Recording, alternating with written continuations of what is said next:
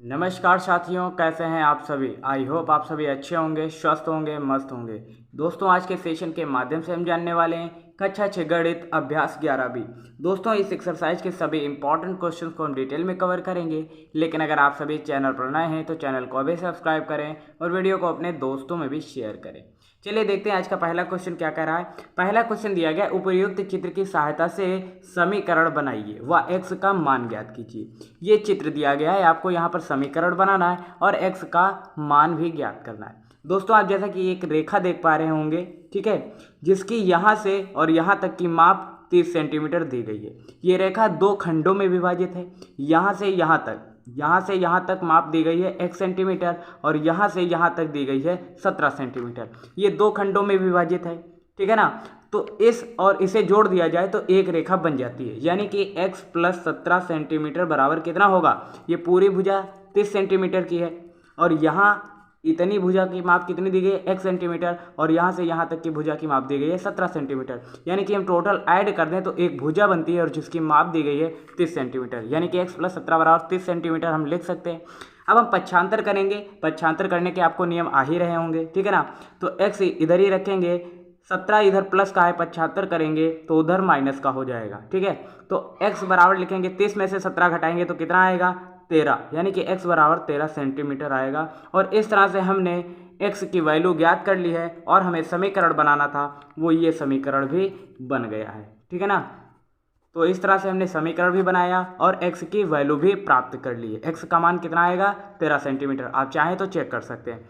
Second question क्या कर रहा है, राम की उम्र श्याम से 5 वर्ष अधिक है। यदि राम की वर्तमान आयु 28 वर्ष है तो श्याम की वर्तमान उम्र बताइए। चलिए क्वेश्चन को करते हैं, इंपॉर्टेंट है। आपका हाफ ईयरली एग्जाम हो, एनुअल एग्जाम हो, किसी भी एग्जाम में इस तरह के क्वेश्चंस पूछे जा सकते हैं। आपको करना क्या है, सबसे पहले आप मानेंगे, माना श्याम की वर्तमान आयु, आपको मानना है। माना श्याम की वर्तमान आयु बराबर x वर्ष, ठीक है। और राम की भी वर्तमान आयु आप मानेंगे, माना राम की वर्तमान आयु कितनी होगी y वर्ष। अब करेंगे प्रश्नानुसार, यानी कि प्रथम शर्त के अनुसार, ठीक है। माना श्याम की आयु वर्तमान कितनी होगी x वर्ष और राम की y वर्ष, ठीक है। अब प्रश्नानुसार करेंगे। प्रश्नानुसार क्या है, कह रहा है राम की उम्र यानी कि y वर्ष श्याम की उम्र से 5 वर्ष अधिक है। श्याम की उम्र कितनी है x वर्ष। देखिए, जो राम की उम्र है ये y वर्ष, ये श्याम की उम्र से 5 वर्ष अधिक है और बराबर में रख रहे हैं तो अधिक है तो 5 इसमें से घटाएंगे, यानी कि x का हमें एक समीकरण मिल गया तो इसे समीकरण 1 लिख देंगे। उसके बाद सेकंड प्रश्नानुसार लिखेंगे। क्या कह रहा है, उसके बाद कह रहा है यदि राम की वर्तमान आयु y वर्ष थी, ये राम की वर्तमान आयु कितनी दी गई 28 वर्ष, यानी y बराबर 28 वर्ष दिया गया है। क्या कह रहा है, यदि राम की वर्तमान आयु 28 वर्ष है यानी कि y बराबर 28, तो हम यहाँ पर अगर y का मान रख दें तो हमें x का मान मिल जाएगा। तो y का मान समीकरण 1 में रखने पर, ठीक है। इस तरह से हम लिखेंगे डिटेल में कि y का मान समीकरण 1 में रखने पर। अब आप जैसे ही यहाँ पर y बराबर 28 रखेंगे तो 28 यहाँ पर आप लिखेंगे 28 - 5 बराबर x, यानी कि x बराबर कितना आएगा, 28 में से 5 घटाएंगे आएगा 23 वर्ष।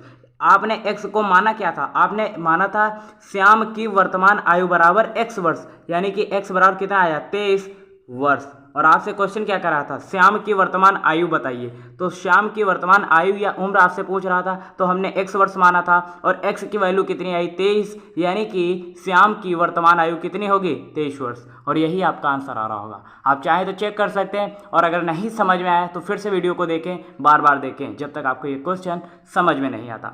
उसके बाद देखते हैं तीसरा क्वेश्चन क्या करा है, किसी संख्या में 5 जोड़ने पर 15 प्राप्त होता है तो वह संख्या बताइए। करेंगे क्या, माना वह संख्या बराबर x, ठीक है, मानी वह संख्या बराबर x। अब प्रश्नानुसार यानी कि प्रथम शर्त के अनुसार, शर्त क्या करें, संख्या में 5 जोड़ने पर, संख्या हमने क्या मानी x में 5 जोड़ेंगे तो हमें कितना प्राप्त हो रहा है 15, तो x + 5 बराबर 15। अब इसे सॉल्व करेंगे, प्लस का 5 है, पक्षांतर करेंगे माइनस का हो जाएगा, यानी कि 15 में से 5 घटाएंगे तो x बराबर कितना आएगा 10, यानी कि आपने वो संख्या क्या मानी थी x और x की वैल्यू आई 10, यानी कि वह संख्या क्या होगी 10। और यही आपका आंसर आ रहा होगा, आप चाहें तो चेक कर सकते हैं। ठीक है ना। अब चलते हैं चौथे क्वेश्चन की तरफ। चौथा क्वेश्चन क्या कर रहा है, इंपॉर्टेंट है। शशि ने कुछ पेंसिलें खरीदी, 2 पेंसिलें अपनी छोटी बहन को दे दी, अब उसके पास 3 पेंसिलें बची, तो कुल कितनी पेंसिलें खरीदी थी। तो मानेंगे, सबसे पहले माना शशि के पास माना शशि ने खरीदी कुछ पेंसिलें, है ना, ये क्वेश्चन कर रहा है। तो माना शशि के द्वारा खरीदी गई पेंसिलें, माना शशि के द्वारा खरीदी गई पेंसिलों की संख्या बराबर क्या होगी, x। ठीक है। अब क्वेश्चन क्या कर रहा है, पहले ही शर्त के अनुसार लिखेंगे। क्वेश्चन कह रहा है 2 पेंसिलें उसने अपनी छोटी बहन को दे दी, ठीक है, तब उसके पास पेंसिलें बचती हैं 3। यानी कि मान लीजिए आपके पास 5 पेंसिलें थी और 2 पेंसिलें आपने किसी को दे दी या अपनी बहन को दे दी, तो आपके पास कितनी पेंसिलें बचेंगी, 3। आपने क्या किया, जितनी पेंसिलें खरीदी थी उसमें से घटाया ना, है ना, तो वही हम भी करेंगे। तो शशि ने कितनी पेंसिलें खरीदी थी, x। ठीक है, उसने 2 पेंसिलें अपनी बहन को दे दी, तो 2 मतलब उसके पास से घट गई। अब उसके पास पेंसिलें कितने बची, 3, यानी कि x - 2 बराबर 3। अब इस समीकरण को हम सॉल्व कर लेंगे। x बराबर, ये माइनस का 2 है, पक्षांतर करेंगे तो प्लस का 2 हो जाएगा। तो x बराबर 3 और 2 जोड़ेंगे कितना होगा, 5। और x बराबर हमने माना क्या था, शशि के द्वारा खरीदी गई पेंसिलों की संख्या, यानी कि x बराबर 5, यानी कि उसके पास अब पेंसिलों की संख्या कितनी होगी, 5। और यही आपका आंसर आ रहा होगा। आप चाहें तो चेक कर सकते हैं। अब चलते हैं 5वें क्वेश्चन की तरफ। और 5वां क्वेश्चन क्या कर रहा है, चलिए देखते हैं। 5वां क्वेश्चन कह रहा है प्रज्ञा का वजन पहले से 3 किलोग्राम बढ़कर 17 किलोग्राम हो जाता है, तो उसका भार पहले क्या था। यहां पर भी वही प्रोसेस करेंगे। मानेंगे, माना प्रज्ञा का पहले का भार बराबर x किलोग्राम। ठीक है, माना प्रज्ञा का पहले का भार कितना होगा, x किलोग्राम। अब शर्त क्या कह रहा है, पहली शर्त के अनुसार, पहली शर्त कह रही है कि प्रज्ञा का वजन 3 किलोग्राम बढ़कर 17 किलोग्राम हो जाता है, यानी कि x + 3 बराबर 17। अब इसे समीकरण को सॉल्व कर लेंगे। x बराबर, इधर 17 है, ये प्लस का 3 है, पक्षांतर करेंगे माइनस का 3 हो जाएगा। x बराबर 17 में से 3 घटाएंगे कितना आएगा, 14 किलोग्राम। और यही आपका आंसर आ रहा होगा। क्वेश्चन को अगर आप समझ जाते हैं ना, तो क्वेश्चन को सॉल्व करने में आपको किसी भी तरीके की समस्या को देखना नहीं पड़ेगा, आप क्वेश्चन को आसानी से सॉल्व कर पाएंगे। पहले क्वेश्चन को समझिएगा तभी आप कर पाएंगे, ठीक है ना। चलिए, उसके बाद छठा क्वेश्चन क्या कर रहा है, y मीटर लंबे फीते को 7 बराबर भागों में बांटा जाता है। ठीक है, क्वेश्चन क्या कर रहा है, y मीटर लंबे फीते को 7 बराबर भागों में बांटा गया है, यदि प्रत्येक भाग की लंबाई 3 मीटर हो तो y का मान ज्ञात कीजिए। कह रहा है y मीटर लंबा फीता, तो हमने मान लिया ये एक फीता है और जिसकी लंबाई कितनी है, y मीटर है। अब कह रहा है इसे 7 बराबर भागों में बांटिए, तो चलिए हम इसे 7 बराबर भागों में बांटते हैं। ये हो जाएगा 1 2 3 4 5 6 और ये 7 बराबर ये भागों में हमने बांट दिया। अब कह रहा है प्रत्येक भाग की लंबाई 3 मीटर हो। मान लीजिए यहाँ से यहाँ तक की दूरी 3 मीटर हो, या इसकी लंबाई यहाँ से यहाँ तक की लंबाई 3 मीटर होगी। अब कह रहा है तो y का मान ज्ञात कीजिए। देखिए y को कितने बराबर भागों में आपने बांटा है, 7 भागों में बांटा है, तो y को आप क्या लिख सकते हैं, मान लीजिए यहाँ से यहाँ तक की दूरी अगर हमने x मान ली, तो इसे हम क्या लिख सकते हैं, 7x लिख सकते हैं या नहीं। और x का मान कितना है, 3 मीटर, यानी कि 3 × 7 लिख सकते हैं या नहीं। तो y बराबर कितना होगा, 3 × 7 21 और 21 मीटर आपका राइट आंसर आ रहा होगा।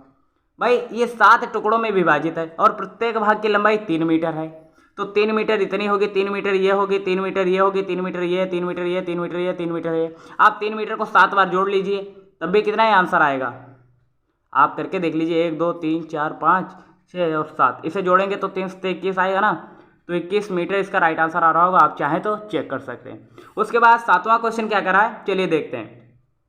एक गांव के प्रत्येक परिवार में बच्चों की संख्या 2 दी गई है। एक गांव के प्रत्येक परिवार में बच्चों की संख्या 2 है। ठीक है, गांव में कुल बच्चों की संख्या 60 है, तो उस गांव में कुल परिवारों की संख्या कितनी होगी। देखिए, प्रत्येक परिवार में बच्चों की संख्या कितनी है, 2, और गांव में कुल बच्चों की संख्या है 60, तो गांव में कुल परिवारों की संख्या कितनी होगी। तो गांव में कुल परिवारों की संख्या बराबर, गांव में कुल बच्चों की संख्या डिवाइड बाय प्रत्येक परिवार में में बच्चों की संख्या। इस समीकरण से अगर हम इस क्वेश्चन को सॉल्व करेंगे तो क्वेश्चन हमारा लग जाएगा। तो गांव में कुल बच्चे कितने हैं? 60, और प्रत्येक परिवार में बच्चों की संख्या कितनी है? 2। अब इसे भाग कर लेते हैं, 2 एकम 2, 2 तिया 6, यानी कि 30 आया। तो उस गांव में परिवारों की संख्या कितनी होगी? 30 होगी। क्वेश्चन को अगर आप समझ गए होंगे तो ये क्वेश्चन आपके लिए बिल्कुल आसान हो जाएगा, और अगर नहीं समझ पाए तो आप हमारे बताए हुए नियम के द्वारा क्वेश्चन को सॉल्व करें, ठीक है, इस फार्मूले के द्वारा। फार्मूला क्या है? देखिए, गांव में कुल परिवारों की संख्या कैसे निकालेंगे? गांव में जितने बच्चे, देखिए टोटल बच्चों की संख्या डिवाइड बाय प्रत्येक परिवार में कितने बच्चे हैं, उससे अगर आप भाग करेंगे तो आपका आंसर मिल जाएगा। यानी कि गांव में कुल कितने परिवार होंगे? 30 परिवार होंगे, और यही आपका आंसर आ रहा होगा। आप चाहें तो चेक कर सकते हैं। अब 8वां क्वेश्चन क्या कर रहा है? इंपॉर्टेंट है, आपका हाफ ईयरली एग्जाम हो या फिर एनुअल एग्जाम हो, किसी में भी पूछा जा सकता है। क्वेश्चन क्या है? एक गांव में प्रत्येक संयुक्त परिवार द्वारा वृक्ष कितने लगाए गए? 2x। एक परिवार है और उसमें जितने भी सदस्य हैं उनके द्वारा 2x वृक्ष लगाया जाता है। यदि गांव में कुल परिवारों की संख्या 30x है तो उस गांव में लगाए गए वृक्षों की संख्या बताइए। मान लीजिए आपके परिवार के द्वारा एक वृक्ष लगाया जाता है और आपके गांव में 30 घर हैं, तो 30 घरों द्वारा कितने वृक्ष लगाए जाएंगे?